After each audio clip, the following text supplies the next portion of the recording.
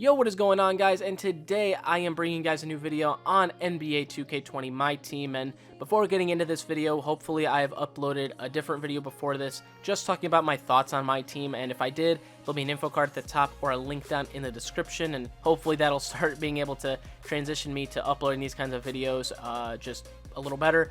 But in today's video, we're going to be talking about how to get 19 rebounds with Dirk Nowitzki in the Spotlight Challenge that requires you to get 19 rebounds with Dirk. And of course, I've seen a lot of people struggle with this, and I've only seen so many people struggle with it because I was struggling myself. And when I was looking online and has anybody uploaded a video or anything like that on how to do this, I was having so much trouble with it. And I actually came across a guy's video, which I'll leave down in the description as well, and he had some good settings on how to do this challenge. So I'm going to be going over those settings with you guys today, just talking about how I was able to do it. And honestly, I would say it take like maybe a game or two, maybe three, depending on how you're doing.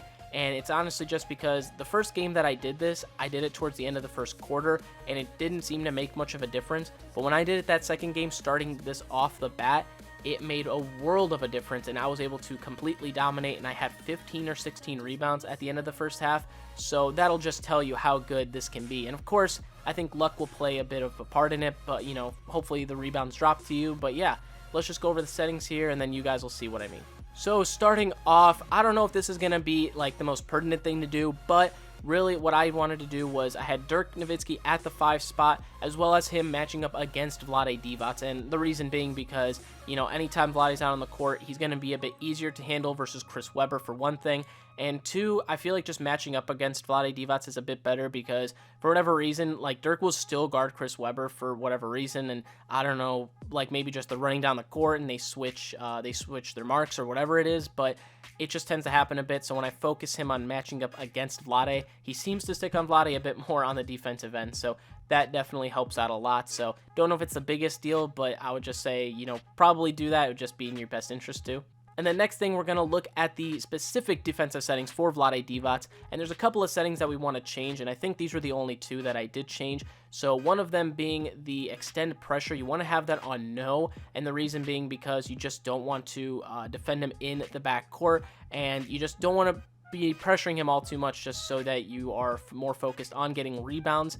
And then, of course, when he's in the post, you want to be behind him. So when you're in the post behind him, that way, first off, if he's going to be going up against you, you're getting right in front of him if he tries to score, and you'll be there for the rebound to box him out. As well as if you leave any other shooters open, like let's say you try and force it to where they're starting to shoot from outside, and you have Dirk behind Vlade in the post, that way he'll be able to box him out, and he'll still have a little bit of trouble, but it's definitely better to have him behind there just so that he has better chances of grabbing the rebound instead of Vlade. So basic stuff there, but now heading on to the offensive settings, we're going to go ahead and go to play selection here, and we're actually going to be running quick through STS, which if you guys don't know of this play, I'm sure most of you guys do, but if you don't, it's a play that you can actually get someone to score very, very easily, and you'll basically notice that from the clips that I'm showing you guys. But this play will actually be very helpful on getting rebounds as well. And so one thing I didn't know, which when you had to score with players like Udonis Haslem or Kevin Garnett and try and get like 40 or whatever, I didn't know you can assign this play to certain players, which that was like so bad on my part, but I still managed to get the challenges done, but just a little bit harder on my part. But with this play, what you can do is when you highlight quick through STS, you can actually click Y and assign the play to a certain player so that when they run the play, they are basically in the point guard's position. So what will happen is here, you guys can see the play running now. Basically, Dirk is going to be where the point guard is at. He's going to pass it to the shooting guard, which I think in this case will still be the point guard, so it'll be John Stockton. You'll give it to John Stockton, Dirk will run, you'll shoot with John Stockton, and then Dirk will be wide open under the basket for a rebound, just because in this play, for whatever reason, the players tend to double team the point guard at that case, and then you could just pass him, and if you want to score, obviously you can, but to get the rebounds, you want to do it that way, and usually the ball will bounce right back. Sometimes it won't, you know, it happens, but this is just a good way to kind of run it through and give yourself more opportunities to do so.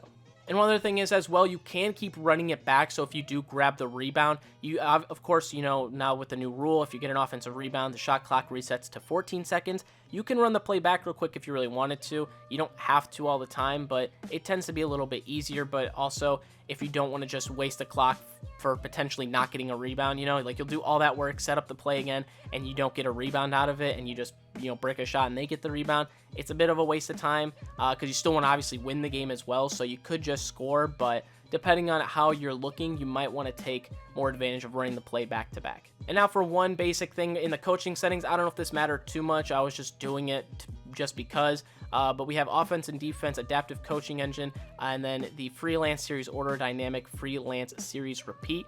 But aside from that, that's really about it. It's very easy. And like I said, as you guys can see here, 15 rebounds in the first half with Dirk, and just running through the plays again. It's honestly really, really easy. So just showing you guys more of the gameplay again, because I'm sure I showed it throughout the video. But and I also tried to make sure with these certain settings, like limiting transition, just really emphasizing rebounding on this. And you can see here, I'm going to shoot with John Stockton, brick it, I get the rebound there, luckily. And we could run it again, so I try it again, and you can see here, it's like I'm really stretching out a little bit. The play's kind of being ruined, but we still get an opportunity, kind of. And then we pull it off. Don't get the rebound that time. We get it to Chris Webber. So that's what I mean. If you really think you should or you can, do it. Right now, like you can see, I'm in the first half, and I'm still getting rebounds on the defensive end as well. But if I can get certain rebounds to fall my way, that's cool. With the amount of time I have left, I think it's not the biggest deal to run it. And you also just want to be sure that when you're running the play, kind of keep resetting it over and over to be sure Dirk's going to do what he's going to do, because sometimes the play will change and he won't cut. He'll just do something else. And I think that's just based on what's happening in the play. You see here, I'm still struggling. I'm like, give me the opportunity. But yeah, and we shoot with John Stockton, brick it, it's fine. So yeah, basically, guys, though, that is about it for the challenges. Like I said, you just want to be, you know, if you guys have any other things you can do or add, you know, throw it down in the comments. But you can see here, I'm still playing really well. We got 19 rebounds at that case, you know, not even halfway through the third quarter. We were just being patient about it. And, you know, the main thing, though, with that quick through STS, I feel like that's going to be the biggest change for you. But anyways, guys, that is it for the video. Hopefully you guys enjoyed. Like I said, if you guys have any other tips, leave them down in the comments. But that is really the main thing in this video. But yeah, thank you guys for watching, and I will see you guys in the next one.